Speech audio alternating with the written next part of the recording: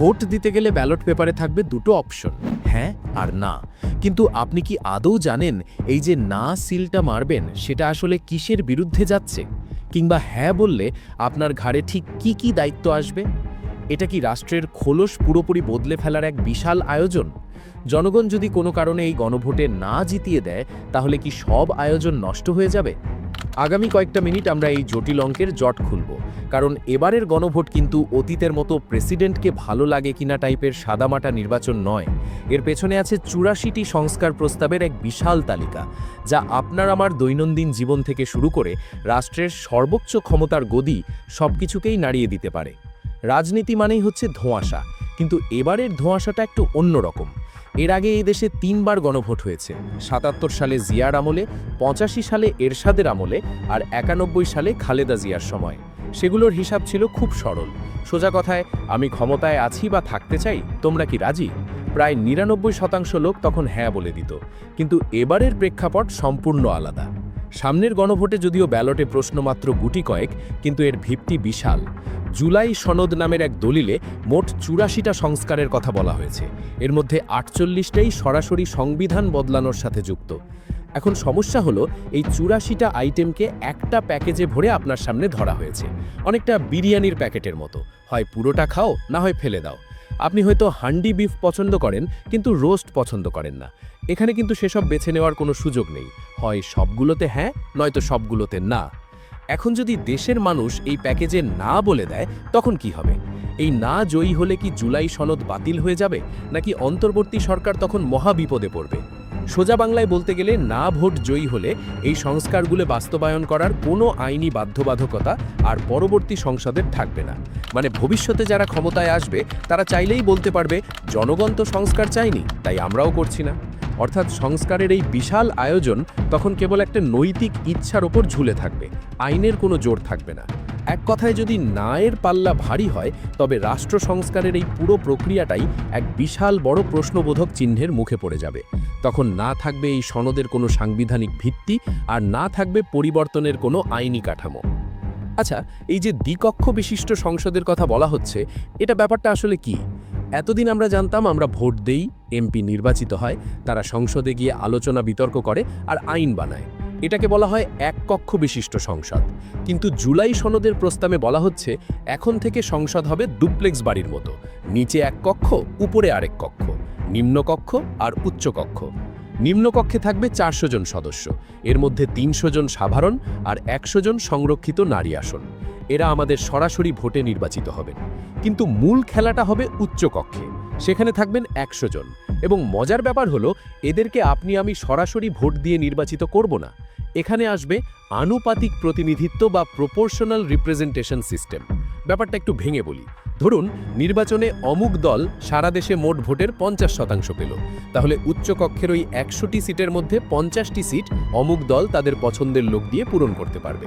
অন্যদিকে তমুক দল হয়তো মাত্র ১০% ভোট পেয়েছে, তাই তারা উচ্চকক্ষে মাত্র ১০ জন লোক বসাতে পারবে। এখন আপনি ভাবছেন, এতে লাভটা কি? লাভ লস দুটোই বেশ ইন্টারেস্টিং। ধরুন, নিম্নকক্ষে কোনো একটা দল মেজরিটি পেয়ে সরকার গঠন করলো। তারা চাইল হুট করে একটা আজগুবি আইন পাশ করতে, কিন্তু সেই আইনটা পাশ হতে হলে সেটাকে আবার উচ্চকক্ষ থেকেও অনুমোদন পেতে হবে। এখন উচ্চকক্ষে যদি বিরোধী দলের বা অন্য দলগুলোর সদস্য সংখ্যা ভালো থাকে, তবে তারা চাইলেই সেই আইন আটকে দিতে পারে। অর্থাৎ চাইলেই আর হুটহাট যা খুশি তাই করা যাবে না। এটাকে রাষ্ট্রবিজ্ঞানের ভাষায় বলে চেক অ্যান্ড ব্যালেন্স। আমেরিকা বা ব্রিটেনে এই সিস্টেম অনেক আগে থেকেই আছে। তবে এরও একটা উল্টো পিঠ আছে। সমালোচকরা বলছেন, এতে আইন পাশের গতি কমে যাবে, খরচা বাড়বে, আর প্রতিটা বিল নিয়ে দুই কক্ষের মধ্যে দড়ি টানাটানি হবে। তবে এখানেই শেষ নয়। প্রধানমন্ত্রীর ক্ষমতার লাগাম টানার জন্যও কিন্তু বড়সড় একটা ব্যবস্থা রাখা হয়েছে এই প্রস্তাবে। আমাদের সংবিধানে প্রধানমন্ত্রীর মেয়াদের কোনো সীমা ছিল না, একজন চাইলে আজীবন প্রধানমন্ত্রী থাকতে পারতেন। কিন্তু নতুন প্রস্তাবে বলা হচ্ছে, একজন ব্যক্তি জীবনের সর্বোচ্চ ২ মেয়াদে বা মোট ১০ বছরের বেশি প্রধানমন্ত্রী থাকতে পারবেন না। শুধু তাই নয়, প্রধানমন্ত্রী একই সাথে দলের প্রধান পদেও থাকতে পারবেন না। অর্থাৎ দল আর সরকার দুটোকে আলাদা করার একটা চেষ্টা এখানে আছে। এটা যদি সত্যি সত্যি বাস্তবায়িত হয়, তাহলে বাংলাদেশের রাজনীতিতে যে একনায়কতন্ত্র বা ব্যক্তিকেন্দ্রিক রাজনীতির চর্চা, সেটাতে একটা বড় ধাক্কা লাগবে। রাষ্ট্রপতির ক্ষমতা নিয়েও কিন্তু বেশ বড়সড় রদবদল প্রস্তাব করা হয়েছে এই প্রস্তাবে। এতদিন রাষ্ট্রপতি অনেকটা দাবার বোর্ডের নীরব দর্শকের মতো ছিলেন। প্রধানমন্ত্রীর পরামর্শ ছাড়া তিনি তেমন কিছুই করতে পারতেন না। কিন্তু জুলাই সনদ পাশ হলে রাষ্ট্রপতি নিজের ক্ষমতায় বেশ কিছু গুরুত্বপূর্ণ নিয়োগ দিতে পারবেন, যেমন জাতীয় মানবাধিকার কমিশন, নির্বাচন কমিশন বা দুর্নীতি দমন কমিশনের মতো গুরুত্বপূর্ণ জায়গাগুলোতে তিনি প্রধানমন্ত্রীর মুখের দিকে না তাকিয়েই নিয়োগ দিতে পারবেন। তবে রাষ্ট্রপতির একটা ক্ষমতা আবার কেড়েও নেওয়া হচ্ছে, সেটা হলো ক্ষমা করার ক্ষমতা। আগে দেখা যেত রাজনৈতিক বিবেচনায় ফাঁসির আসামিকে রাষ্ট্রপতি মাফ করে দিচ্ছেন। নতুন নিয়মে বলা হচ্ছে রাষ্ট্রপতি চাইলেই কাউকে মাফ করতে পারবেন না। ভিকটিম বা ক্ষতিগ্রস্ত পরিবারের সম্মতি ছাড়া রাষ্ট্রপতি কোনো অপরাধীকে ক্ষমা করতে পারবেন না। এটা একটা বিশাল নৈতিক পরিবর্তন। এরপর আসা যাক তত্ত্বাবধায়ক সরকারের বিষয়। এই প্রস্তাবে তত্ত্বাবধায়ক সরকার ব্যবস্থাকে আবার সংবিধানে ফিরিয়ে আনার কথা বলা হয়েছে, কিন্তু এবার আর আগের মতো নয়। তত্ত্বাবধায়ক সরকারের প্রধান কে হবেন সেটা ঠিক করার জন্য সরকারি দল, বিরোধী দল আর দ্বিতীয় বৃহত্তম বিরোধী দলের মতামত নেওয়া হবে। মানে সবাই মিলেমিশে একটা নিরপেক্ষ লোক খুঁজে বের করবেন। শুনতে বেশ ভালোই লাগছে, তাই না? কিন্তু আমাদের দেশের রাজনৈতিক কালচারে সবাই মিলে একমত হওয়া যে কতটা কঠিন সেটা তো আমরা জানি। বিচার বিভাগের স্বাধীনতা নিয়েও অনেক কথা আছে এই ৮৪ দফার তালিকায়। এতদিন হাইকোর্টের বিচারপতি নিয়োগ দিতেন প্রধানমন্ত্রী বা রাষ্ট্রপতি তাদের ইচ্ছে মতো। নতুন নিয়মে একটা সুপ্রিম জুডিশিয়াল কাউন্সিল থাকবে, তারাই ঠিক করবেন কে বিচারক হবেন। আবার বিচারকদের কোনো রাজনৈতিক দলের প্রতি আনুগত্য দেখানো যাবে না, দেখালে সেটা অসদাচরণ হিসেবে গণ্য হবে। এমনকি বিচারকদের সম্পত্তির হিসাবও নাকি ৩ বছর পর পর পাবলিকলি প্রকাশ করতে হবে। কাগজে কলমে এই প্রস্তাবগুলো শুনতে দারুণ লাগে, মনে হয় এবার বুঝি দেশটা সত্যিই বদলে যাবে। কিন্তু সমস্যাটা তো আসলে কাগজ বা আইনে না, সমস্যাটা আমাদের মধ্যে। এই যে এত সুন্দর সুন্দর নিয়ম, বিচার বিভাগ স্বাধীন হবে, পুলিশ নিরপেক্ষ হবে, কেউ ক্ষমতা কুক্ষিগত করতে পারবে না, এসব তো আগেও কোনো না কোনো ফর্মে ছিল বা চর্চার কথা ছিল। কাগজে লেখা থাকলেই কি আর মানুষ সাধু হয়ে যায়? যেমন কোনো কোনো জায়গায় দেওয়ালে লেখা থাকে এখানে ময়লা ফেলবেন না, কিন্তু গিয়ে দেখুন ওখানেই সবচেয়ে বেশি ময়লা ফেলে রেখেছে মানুষ। কেন? কারণ আইন আছে, কিন্তু আইন মানার মানসিকতা নেই। ঠিক তেমনি সংবিধানে আপনি যত ভালো কথাই লিখুন না কেন, যদি রাজনৈতিক দলগুলো আর আমরা সাধারণ জনগণ সেই কালচারটা ধারণ না করি, তাহলে এই ৮৪ দফা সংস্কারও দিন শেষে হয়তো একটা মোটা বই হয়ে লাইব্রেরিতে পড়ে থাকবে। আরেকটা বিষয় হলো, এই যে এত বড় পরিবর্তন হতে যাচ্ছে, এতগুলো বিষয়ে হ্যাঁ বা না বলতে হবে, কিন্তু অপশন রাখা হয়েছে মাত্র একটা, যেখানে সবগুলোর উত্তর হয় ক নয়তো খ। ধরুন কেউ চায় প্রধানমন্ত্রীর মেয়াদ নির্দিষ্ট হোক, কিন্তু সে আবার চায় না সংসদ দ্বিকক্ষ বিশিষ্ট হোক। এখন আপনি কি করবেন? হ্যাঁ দিলে দুটোই হয়ে যাবে, না দিলে কোনোটাই হবে না। অনেকের মতে এটা খুব একটা স্মার্ট ডিসিশন না। মানুষের মতামতকে এভাবে বাইনারি করে ফেলাটা গণতন্ত্রের জন্য কতটা ভালো সেটা নিয়ে তর্ক হতেই পারে। অবশ্য নানা মুনির নানা মত থাকাটা অস্বাভাবিক নয়। তবে গণভোটে হ্যাঁ জয়ী হলে একটা নৈতিক চাপ তৈরি হবে, যেটা কোনো নির্বাচিত সরকারই চট করে এড়িয়ে যেতে পারবে না। এখন প্রশ্ন হলো, এই পুরো প্রক্রিয়াটা কি আসলে টেকসই হবে?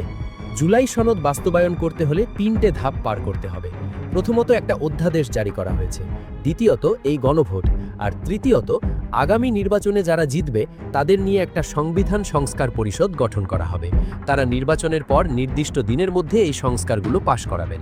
যদি গণভোটে না জয়ী হয়, তবে এই নির্দিষ্ট দিনের বাধ্যবাধকতা আর থাকবে না। তখন পুরো ব্যাপারটা চলে যাবে নতুন সরকারের ইচ্ছার ওপর। তারা চাইলে সংস্কার করতেও পারে, নাও করতে পারে। আর যদি হ্যাঁ জয়ী হয়, তাহলে নতুন সরকার বাধ্য থাকবে এই পরিবর্তনগুলো আনতে, নয়তো জনগণ তাদের ছেড়ে কথা বলবে না। তাহলে সারমর্মটা কি দাঁড়ালো? সামনের যে দিনটা আসছে সেটা মূলত এটা একটা সিগন্যাল দেওয়ার দিন। আপনি কি চান ক্ষমতা এককেন্দ্রিক হোক, নাকি ক্ষমতার বিকেন্দ্রীকরণ হোক? আপনি কি চান বিচার বিভাগ স্বাধীন হোক, নাকি রাজনৈতিক হাতিয়ার হয়েই থাকুক? তবে হ্যাঁ, মাথায় এটাও রাখতে হবে যে আমরা যত সুন্দর আইনই বানাই না কেন, যারা সেই আইন প্রয়োগ করবে তাদের নিয়ত যদি পরিষ্কার না থাকে, তাহলে কোনো সনদই কাজে আসবে না। শেষ করার আগে একটা কথা বলি, এই যে এতক্ষণ আলোচনা করলাম, এত কিছু জানলাম, এসবের মানে হলো সচেতন থাকা, হুজুগে ভোট না দিয়ে বুঝে শুনে সিদ্ধান্ত নেওয়া। হ্যাঁ বলবেন নাকি না বলবেন সেটা একান্তই আপনার ব্যক্তিগত ব্যাপার, কিন্তু অন্তত এটুকু জেনে রাখুন, আপনার এই একটা সিলের উপর নির্ভর করছে আগামী দিনের বাংলাদেশের চেহারা কেমন হবে। একনায়কতন্ত্রের দিকে যাবে নাকি সত্যিকারের গণতন্ত্রের পথে হাঁটবে, সিদ্ধান্ত আপনার হাতে। আর এই বিষয়ে আপনার কি মতামত তা জানিয়ে দিন আমাদের কমেন্ট সেকশনে।